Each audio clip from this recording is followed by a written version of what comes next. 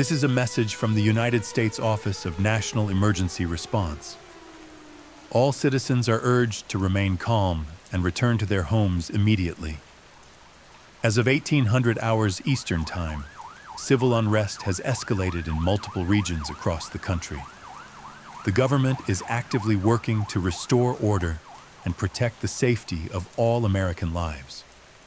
We urge all groups, militias, and individuals to cease hostile actions. Any further escalation will result in immediate federal response.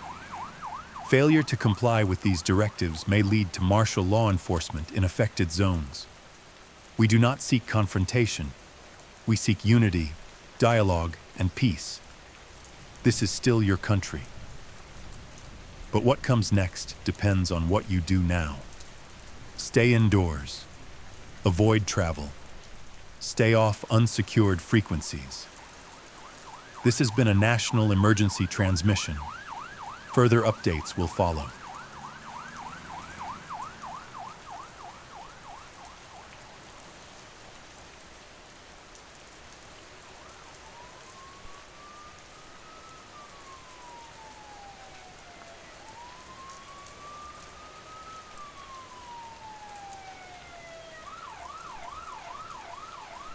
They told us it couldn't happen here, that the system was too strong, that democracy, even when bruised, always bounces back.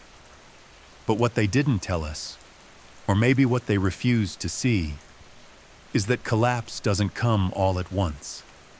It arrives in pieces, quiet, slow, like rot beneath the surface. It started with the economy. Or maybe it started before that, years ago, when people stopped trusting the news, then stopped trusting each other. Inflation didn't just climb, it sprinted. Shelves emptied, rents doubled, and suddenly every paycheck felt like a joke. And while millions struggled to afford basic things, the wealthy disappeared behind private security and digital borders. There were no answers from above, only silence, or worse, empty words and staged optimism. Then came the storms. Fires in California, record floods in Texas, tornadoes ripping through Ohio in December. Entire counties went dark for weeks. FEMA couldn't keep up. State leaders started doing things their own way, first out of necessity, then out of defiance. That's when the fractures became visible. The breaking point? The 2026 elections. Contested results, again. Allegations of manipulation, again. But this time, no one backed down. Half the country didn't recognize the new administration. The other half demanded immediate action against what they called domestic sedition. What followed wasn't a coup. It wasn't a revolution. It was a quiet unraveling. Local police stopped enforcing federal directives in several cities. National Guard units went silent. Militias, long ignored or mocked, began appearing in full gear, controlling roads, guarding neighborhoods, setting up their own checkpoints. Governors from the Northwest issued a joint statement, the Cascadia Declaration, suspending cooperation with Washington until democratic integrity could be assured. That was the moment we stopped being united, at least officially. Within days, coordinated cyber attacks hit power grids in 4 states. Communications failed. Airports shut down. On June 17th, an armed group, no flags, no names, opened fire on a federal convoy in St. Louis. 36 people died. It was never clear who pulled the trigger, and it didn't matter. Retaliation came fast, and with it, the first real taste of war. By June 21st, whole counties were sealed off. Trains stopped running. The internet slowed to a crawl outside of protected zones. People fled cities in waves, not knowing where to go. On the ground, everything became a question of loyalty. To which flag? To which faction? To which version of the truth? That's how it started. Not with a bang, but with silence and suspicion. With neighbors avoiding eye contact, with grocery stores turning into flashpoints, with whispers of who had weapons and who didn't. And when the first explosions were heard in downtown Phoenix and armored vehicles rolled through Atlanta, nobody was surprised anymore. Not really, because deep down, we all knew. This wasn't sudden. This was the conclusion of 1,000 ignored warnings. This was the country coming apart, one thread at a time.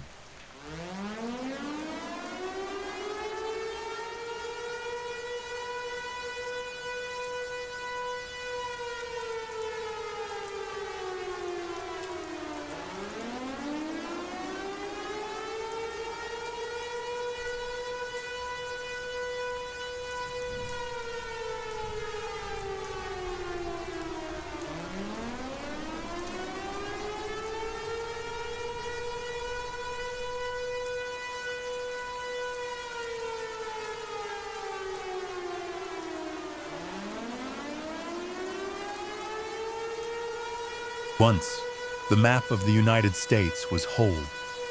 One country, 50 states, clear borders. Now, there is no official map. Only shifting front lines, contested zones, isolated cities, and closed roads. No one talks about states anymore, but about territories, about colors, about who controls what. In the Northwest, the Cascadian Alliance holds power. Oregon, Washington, and parts of Idaho operate as a separate bloc, with their own government, local militia, and strict environmental policies.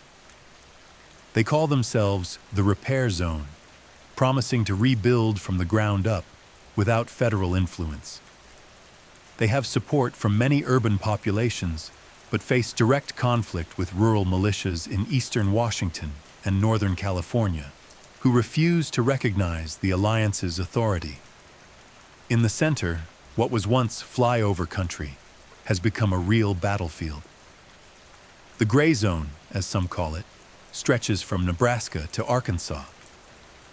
It's an unstable space where borders change weekly. Here operate nameless paramilitary groups, without clear purpose but united by hatred of any authority. Many of these people do not fight for ideas, but for food, fuel, and survival. The South is largely controlled by what is now called the Restoration Front, a conservative coalition that began in Texas and rapidly expanded into Oklahoma, Louisiana, and parts of Florida. They claim to be the true America and refuse any dialogue with the federal government. They have imposed their own laws, tightened social and religious control, and maintain an iron discipline. Beyond the propaganda, infrastructure is better maintained here, but at the cost of freedom. The Northeast, including cities like New York, Boston, and Philadelphia, has become a consolidated federal corridor. It is the last stronghold of the internationally recognized government. Here, the administration tries to maintain an appearance of normalcy under strict martial law. Streets are patrolled by mixed units, access is restricted, and the media is completely controlled. Despite this, tens of thousands flee these overcrowded cities daily, seeking places where rules are not enforced at gunpoint. In the Midwest, areas like Illinois and Missouri are simply divided. Each neighborhood is controlled by different forces, former gangs, local militias, religious groups, even private security corporations. In these regions, there is no central authority, only a fragile balance between chaos and terror. California, once a symbol of progress, is split in two. The South, including Los Angeles and San Diego, is under fragile federal control, but constantly faces revolts and sabotage. The North, however, is dominated by an unstable alliance between tech groups, anarchists, and radical environmentalists who claim that America's future must be borderless, partyless, and moneyless. The Great Lakes region is a mystery. Satellites show intense military activity, but no clear signals emerge. Some say Detroit has formed fully autonomous digital enclaves, powered by cryptocurrencies and governed by algorithms. Other sources speak of camps, executions, and famine. Alaska and Hawaii are practically out of the conflict, declared political quarantine zones. No information gets out, no one goes in. Some say they've become refugees. Others believe they've been abandoned entirely. There is no longer an America. Only traces of it remain. Each region, each city, each road tells a different story. And if anyone still hopes things can be reunited, they will have to find a map with nothing left written on it.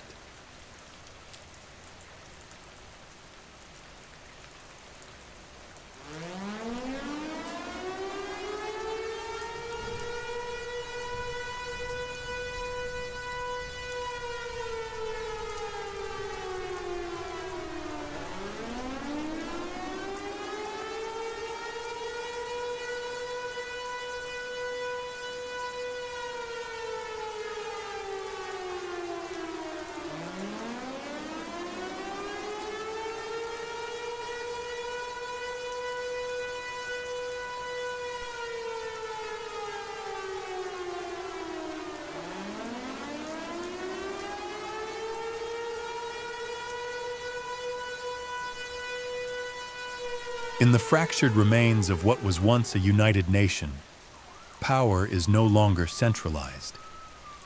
The struggle for control is fought not just with weapons, but with ideology, survival instincts, and fractured loyalties. Each faction believes it holds the key to America's future, yet none can claim full dominion. The federal government, now confined mostly to the Northeast Consolidated Corridor and scattered military outposts, wages a desperate battle to maintain order. Under strict martial law, the Army patrols urban centers, enforcing curfews and restricting movement. Their resources are stretched thin, and morale is low. Soldiers face hostility not only from armed insurgents, but also from a population that increasingly views them as occupiers rather than protectors. Propaganda runs rampant on government-controlled media, painting the resistance as terrorists, while censoring dissenting voices. Opposing the government are countless local militias, each with their own causes and goals. Some fight to reclaim lost freedoms, others to protect their homes and families. These militias range from well-armed veterans to desperate civilians armed with whatever they can scavenge. Their tactics are guerrilla warfare, hit-and-run attacks, sabotage, ambushes. They exploit the federal forces' stretched lines and use intimate knowledge of local terrain to their advantage. While many militias claim to fight for justice or liberty, alliances are fragile, and internal disputes often erupt over leadership or ideology. Amid these battles for influence, criminal organizations have expanded their domains. With law enforcement fractured or non-existent, gangs and cartels control vital supply routes, black markets, and resources like fuel and ammunition.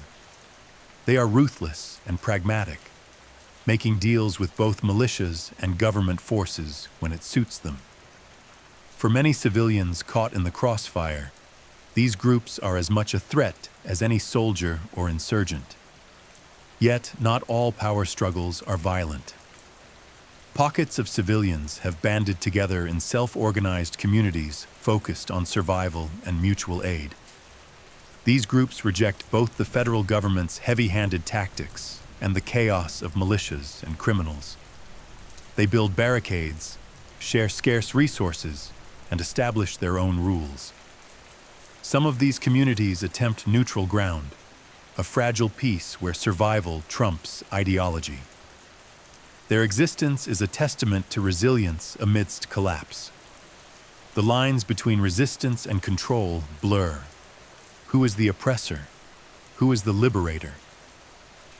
In many cases, the answer depends on who is telling the story and where you stand. What remains clear is that the fight for America's future is messy, brutal, and far from over.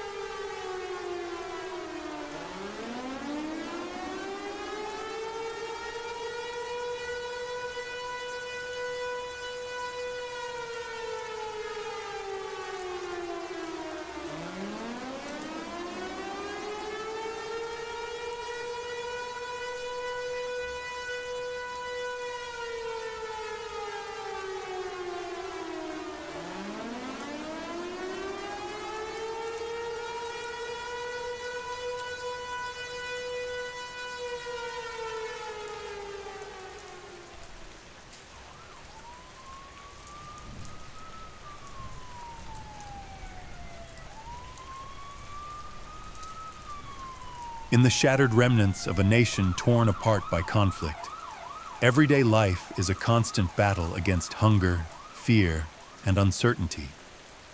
The chaos that rages outside has seeped into the fabric of existence, reshaping what it means to simply survive. Food shortages plague most regions. Supermarket shelves, once overflowing, are now barren. Farmers struggle to tend their fields amid skirmishes and lack of resources. Supply lines are fractured, making the transport of basic goods nearly impossible. Many have turned to foraging, hunting, or scavenging abandoned towns. Others barter what little they have: medicine, tools, fuel, just to feed their families another day. Healthcare has become a luxury few can afford. Pharmacies stand empty or locked down, and hospitals operate under constant threat. Medicines are scarce, and chronic illnesses go untreated. The wounded face grim prospects, often relying on makeshift treatments and community healers. Epidemics flare up in crowded shelters and unsanitary conditions, worsening the toll on vulnerable populations. Electricity flickers in and out, if it exists at all. Blackouts are the norm. Many communities rely on generators powered by dwindling fuel supplies, solar panels scavenged from forgotten rooftops, or simple candles and fires.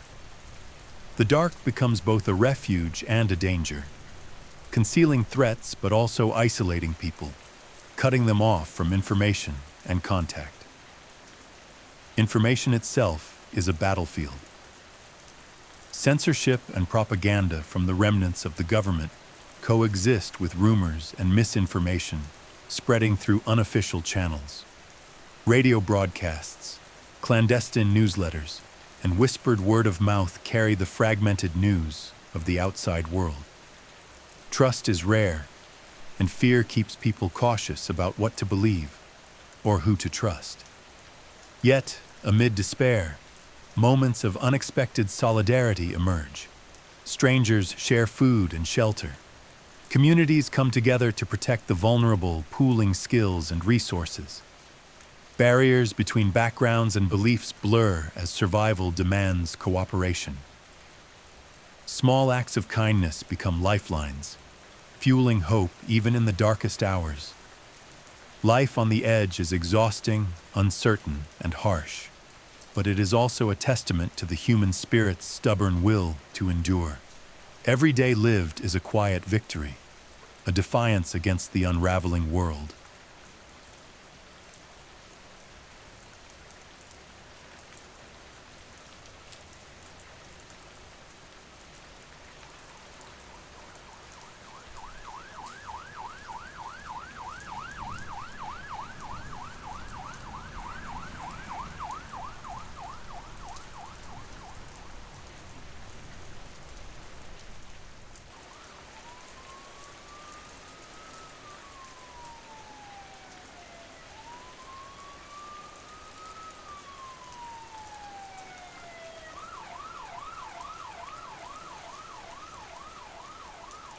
In the ruins of a once united nation, amidst the relentless chaos and fragmented power, new attempts at order and governance have begun to emerge.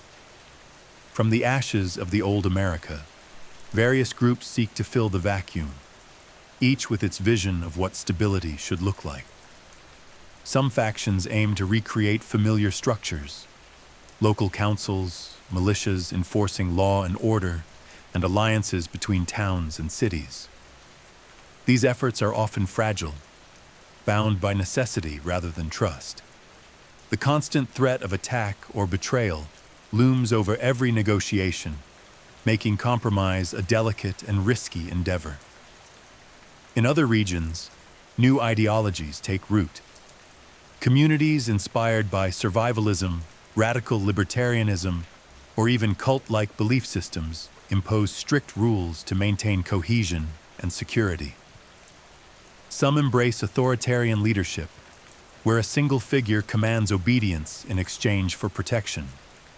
Others experiment with decentralized decision-making, relying on consensus but struggling to respond quickly to threats. However, these emergent new orders come with high costs. Freedoms are frequently curtailed. Dissent is suppressed to prevent fractures. Resources are tightly controlled, and outsiders often face suspicion or outright hostility. The promise of stability can quickly turn into a new form of oppression. Alliances are made and broken in rapid succession. What begins as cooperation can devolve into turf wars or power struggles. Loyalties shift, and in many cases, survival trumps ideology. Trust is the most precious and rare commodity. At the same time, the remnants of the federal government and military attempt to reassert influence in pockets where they still hold power. Their presence is a double-edged sword, a symbol of hope for reunification, but also a source of resentment and resistance from those who see them as invaders or relics of a failed past. The question remains, can any of these new orders survive the pressures of a fractured society? Or are they temporary shelters, destined to collapse under the weight of internal conflicts and external threats? In this new America, the concept of order itself is being rewritten, not by law books or constitutions, but by those who can command loyalty and wield power, however tenuous and transient it may be.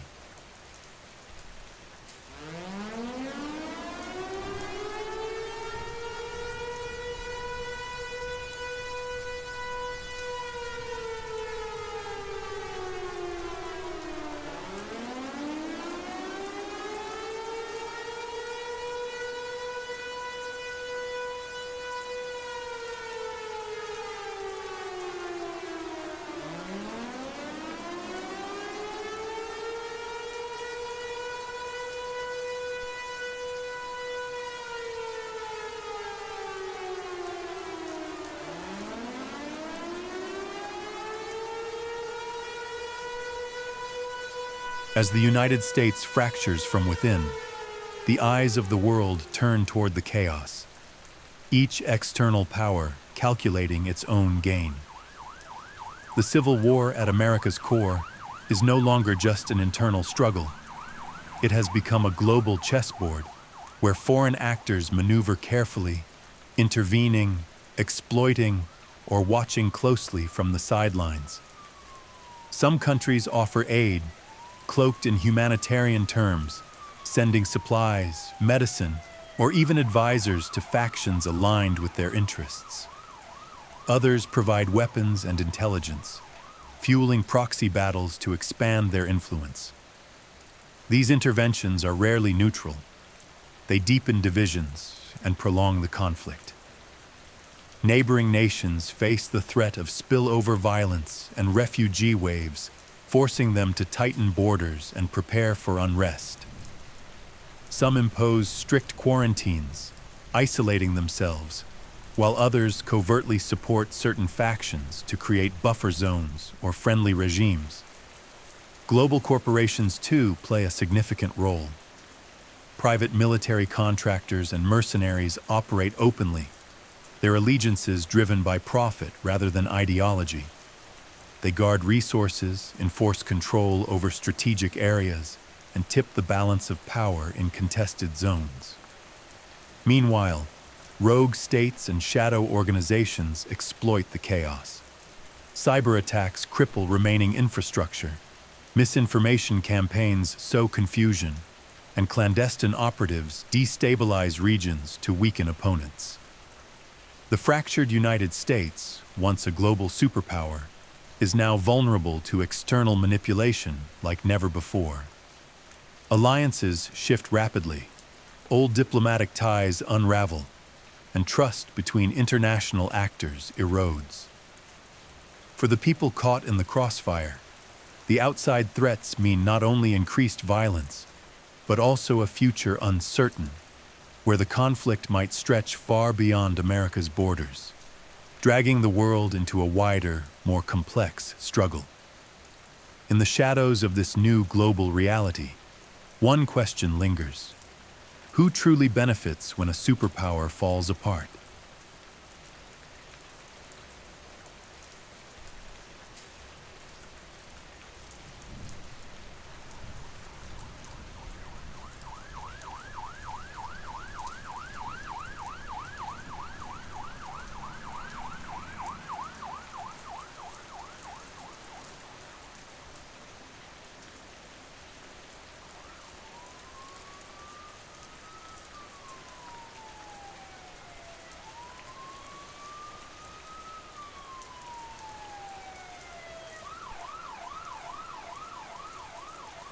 Beneath the headlines and battle reports lies the true toll of the conflict, the devastating human cost that no strategy or ideology can justify.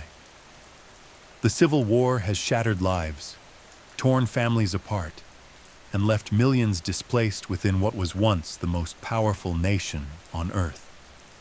Refugee camps, both improvised and overcrowded, dot the fractured landscape.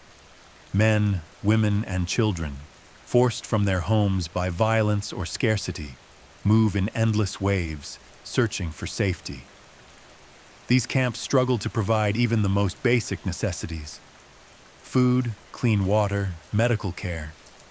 Disease and malnutrition spread as fast as rumors and fear. Deaths are counted in the tens of thousands, but each number represents a story of loss. Entire communities vanish, swallowed by the chaos. Hospitals are overwhelmed or destroyed. Emergency responders are scarce. Without adequate medical supplies, treatable injuries become fatal, and chronic illnesses go unattended. Psychological trauma permeates the population. Children grow up in a world where gunfire replaces lullabies, where trust is a rare currency. Survivors grapple with nightmares, grief, and the constant anxiety of what tomorrow might bring. Mental health resources have all but disappeared, leaving scars invisible yet deeply felt. The social fabric is frayed. Neighborhoods once united now live in suspicion and fear. Long-standing friendships break under the strain of differing loyalties or desperate survival choices. Communities fracture as families are forced to relocate or lose loved ones. Yet, even in the darkest corners, small acts of humanity persist. Strangers share what little they have. Underground networks provide aid. These glimmers of solidarity are fragile but vital, a testament to resilience amid ruin. The war's legacy will not end when the last shot is fired. The physical and emotional wounds will take generations to heal. Entire regions may never fully recover, scarred by loss, displacement, and memories too painful to forget. In the story of this fractured America, the human cost is the heaviest burden, a stark reminder that behind every conflict are lives forever changed.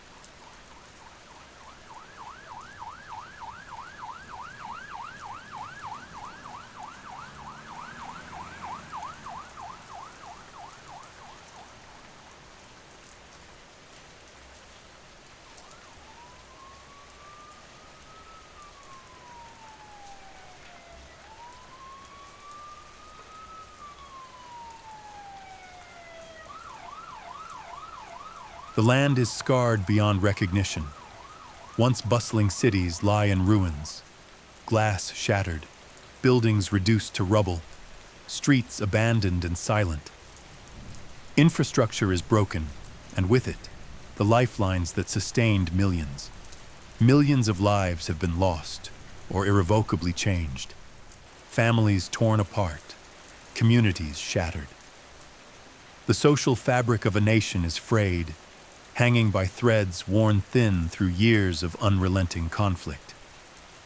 Beyond the visible destruction lies a deeper wound, the psychological toll on survivors, the collective trauma that echoes through empty homes and desolate neighborhoods. The echoes of gunfire and sirens have faded, but the memories remain, haunting those who survived and warning those who remain. Amid the rubble, signs of life stubbornly persist. Small pockets of humanity gather, seeking to piece together remnants of normalcy. Gardens grow in backyard plots. Wells are dug and cleaned. Children's laughter occasionally pierces the quiet. Fragile alliances form, fragile enough to shatter with the slightest tremor of distrust.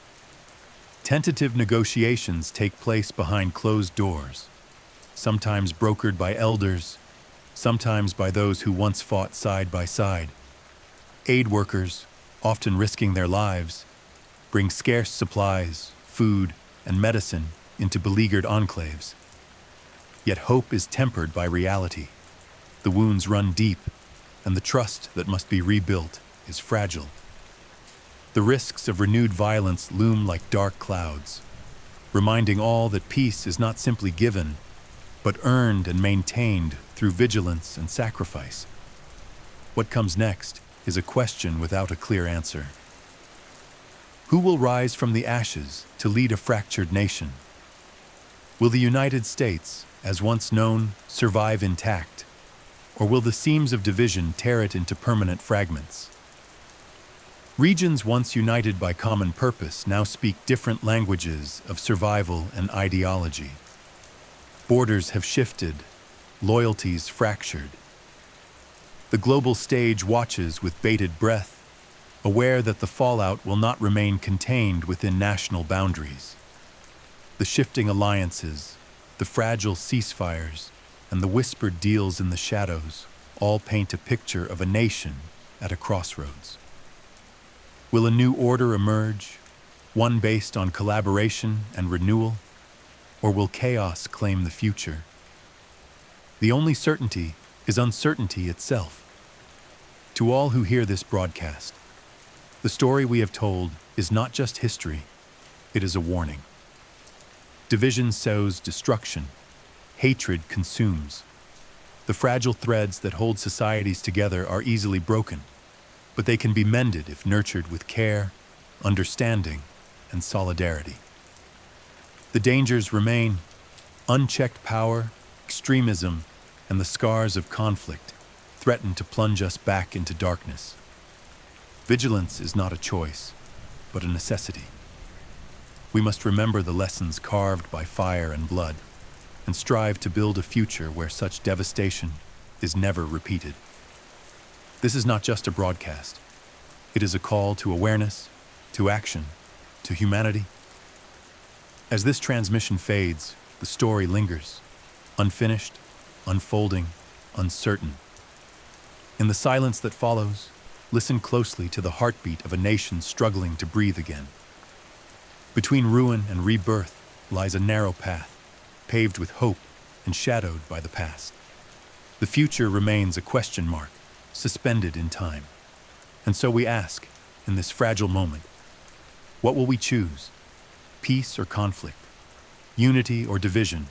Despair or hope? The answer lies not in the past, but in the hands of those who still dare to dream. This is Frequency 404 signing off for now.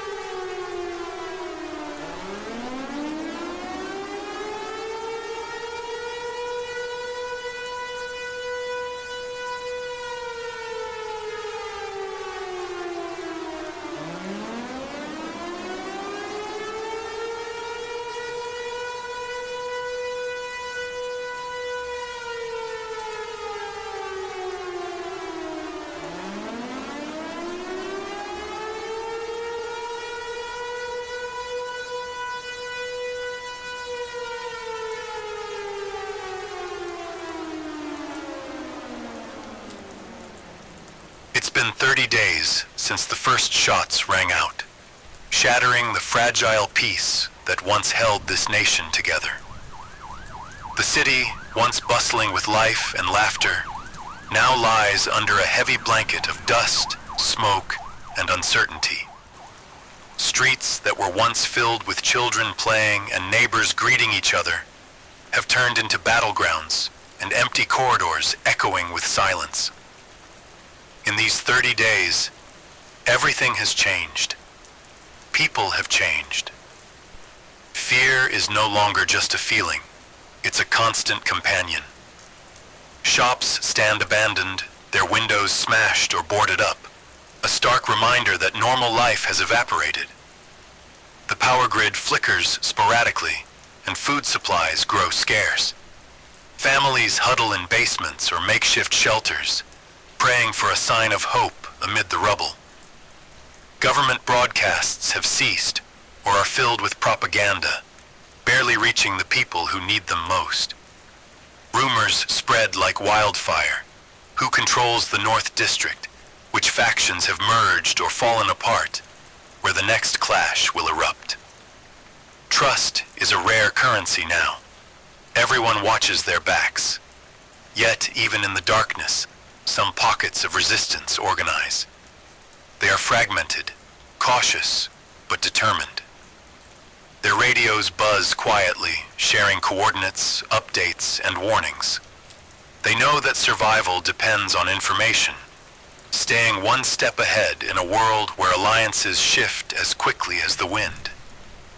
The civilians caught in the crossfire are learning the harsh truth. This war isn't a battle between two armies. It's a war that consumes families, neighbors, and friends.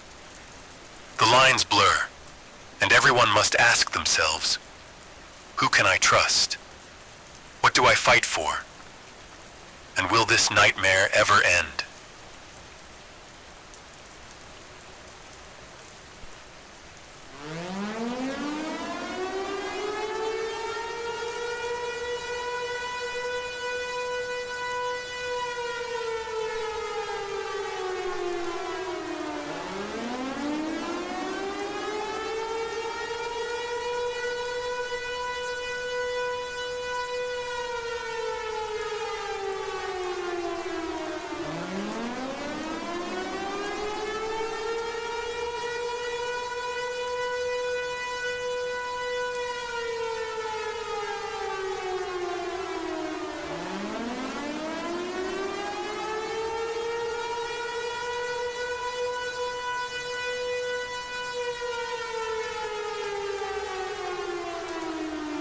Across the city and beyond, multiple battlefronts have formed. The war isn't contained.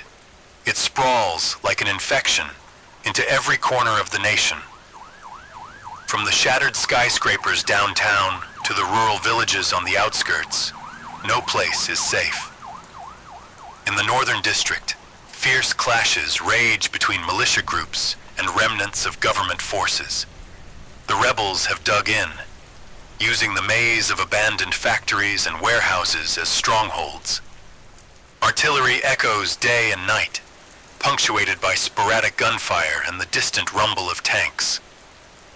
Civilians trapped in these zones face impossible choices: flee and risk exposure, or stay and endure the chaos.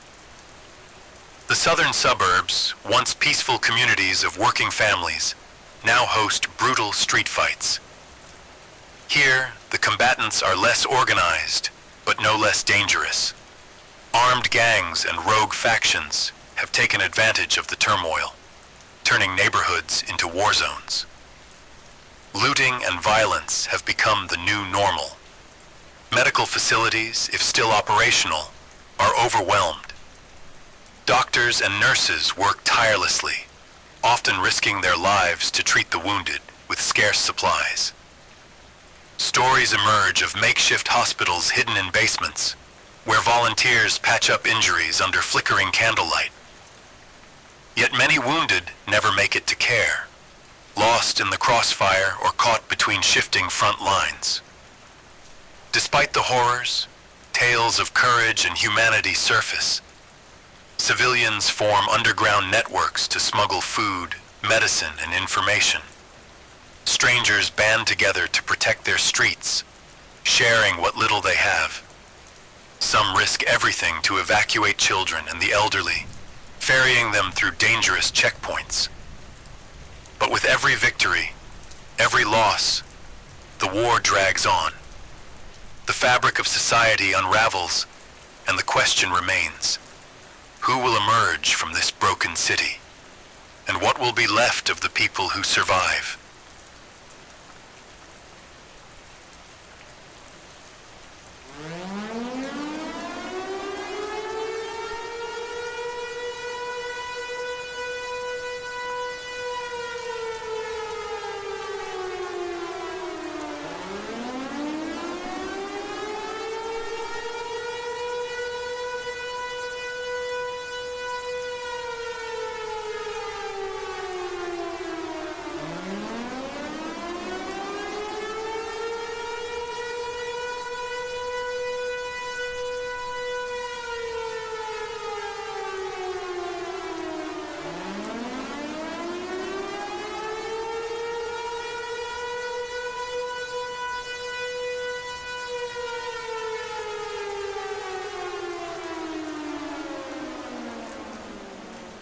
War changes everything, especially the everyday lives of those caught in its grip.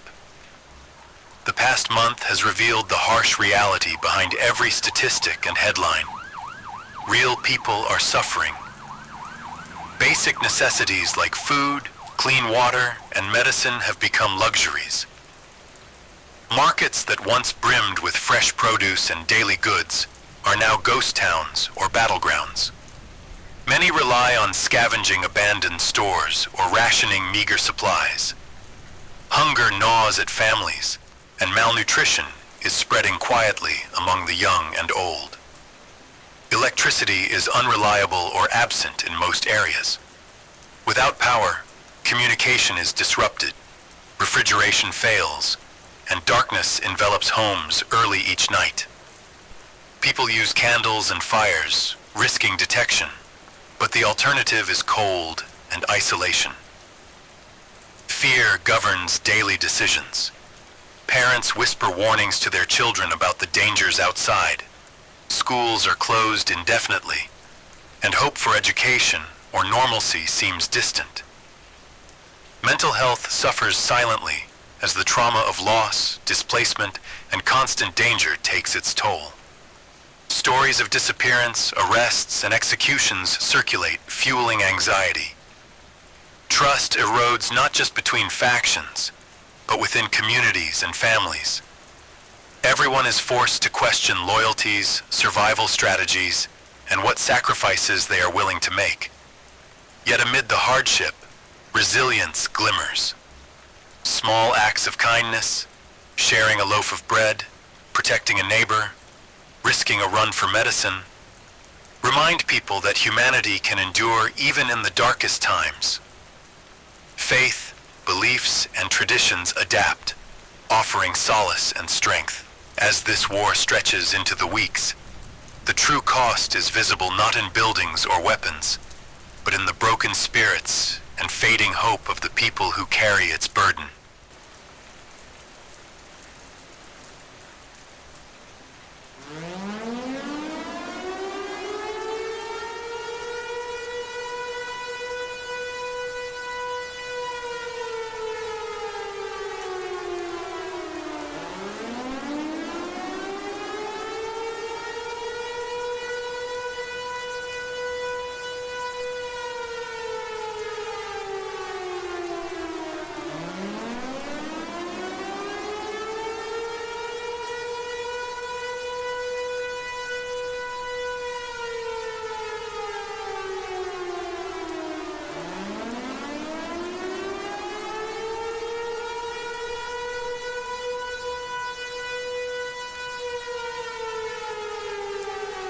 One of the most unpredictable aspects of this civil war is the shifting landscape of alliances.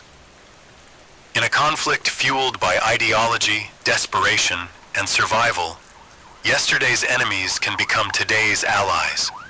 or vice versa. Faction leaders maneuver carefully, forging temporary truces to gain ground or resources. Some smaller groups dissolve into others, while new players emerge from the shadows. Loyalty is fragile and often transactional. Intelligence from intercepted communications reveals secret negotiations and betrayals. A militia may promise safe passage to a rival group, only to ambush them at dawn. Distrust runs deep, and paranoia colors every interaction. In some neighborhoods, local leaders have formed coalitions to defend against outside forces. These alliances are fragile but necessary, uniting different ideologies under a shared goal: protect the community. Their success varies, often dependent on leadership, resources, and sheer willpower. Foreign interests are rumored to be watching or intervening behind the scenes, adding layers of complexity. Whether through supplying weapons, intelligence, or mercenaries, external influence threatens to prolong the conflict. Amid this chaos, civilians struggle to decode the new power map. Who controls which streets? Who can offer protection? Who will turn on whom next? The uncertainty feeds fear, but also cautious hope that order may yet be restored.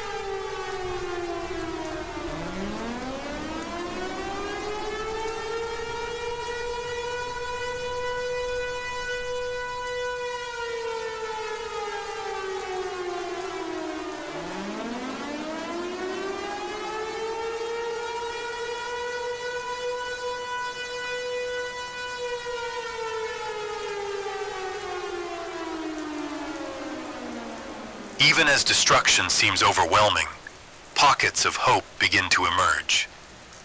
Resistance groups, made up of civilians and defectors, work quietly to rebuild some semblance of order. Community gardens sprout in abandoned lots, offering fresh food and a symbol of life returning. Underground schools and clinics operate in secret, teaching children and healing wounds. Communication networks are established using improvised radio equipment, sharing news and coordinating aid. Humanitarian groups risk missions into dangerous zones to provide help. Though limited, these efforts rekindle the belief that recovery is possible. Stories of courage inspire others. Ordinary people, teachers, doctors, former soldiers, rise to lead, organize, and protect. Acts of bravery and solidarity spread through whispers and coded messages. International organizations begin discussions on peace talks, even if fragile and tentative. Negotiators stress the need to protect civilians and open humanitarian corridors. While the war is far from over, these glimmers of hope remind everyone that even in the darkest moments, humanity fights to survive and to rebuild a future beyond the war.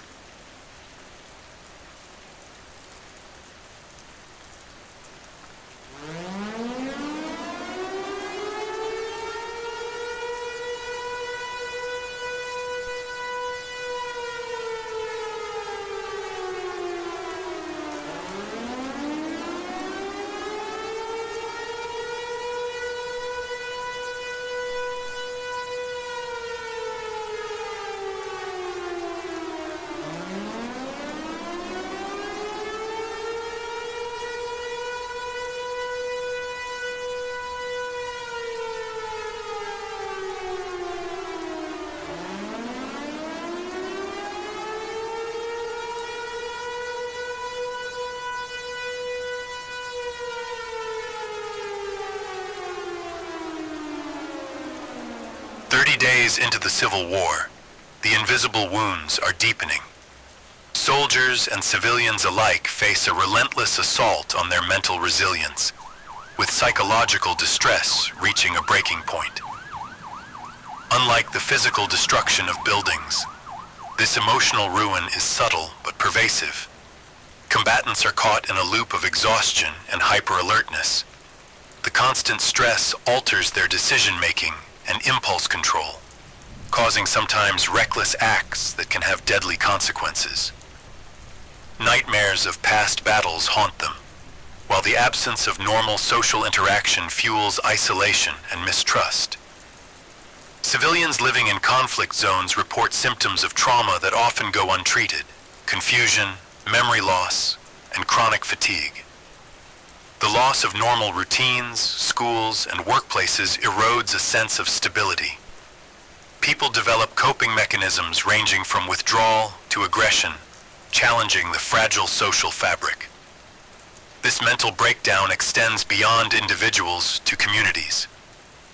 As shared trauma accumulates, traditional support networks fray. Fear of betrayal or infiltration discourages communal gatherings, while despair erodes the motivation for collective action. The war's psychological cost threatens the very foundations of society's ability to recover.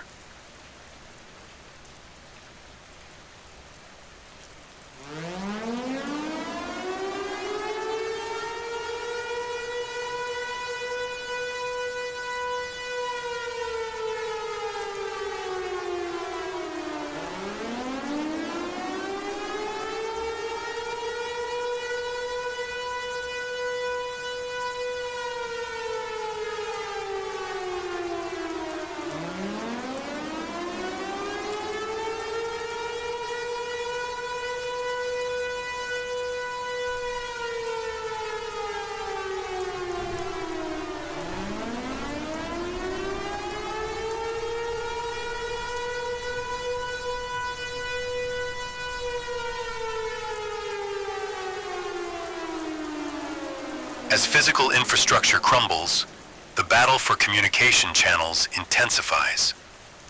Both sides recognize that controlling information flow can determine outcomes on and off the battlefield. New, decentralized methods emerge. Local groups engineer improvised relay stations using scavenged parts, creating small, resilient networks that can operate independently of damaged cell towers or internet hubs. These grassroots systems often facilitate critical exchanges, medical aid requests, safe passage warnings, and news updates. The underground press thrives in this environment, printing clandestine newsletters and distributing them by hand when digital means are compromised. Artists and writers create coded messages embedded in everyday objects to bypass censorship. Meanwhile, cyber warfare escalates. Hackers launch attacks against opposing forces' communication infrastructure, attempting to disrupt command coordination and sow confusion. Digital espionage reveals secrets that shift tactical advantages, but also fuels paranoia and suspicion. Technology's role evolves from mere convenience to a survival necessity. This fluid, contested communication landscape influences morale, strategy, and civilian survival, shaping the war's trajectory in ways invisible to the front line, but critical to the outcome.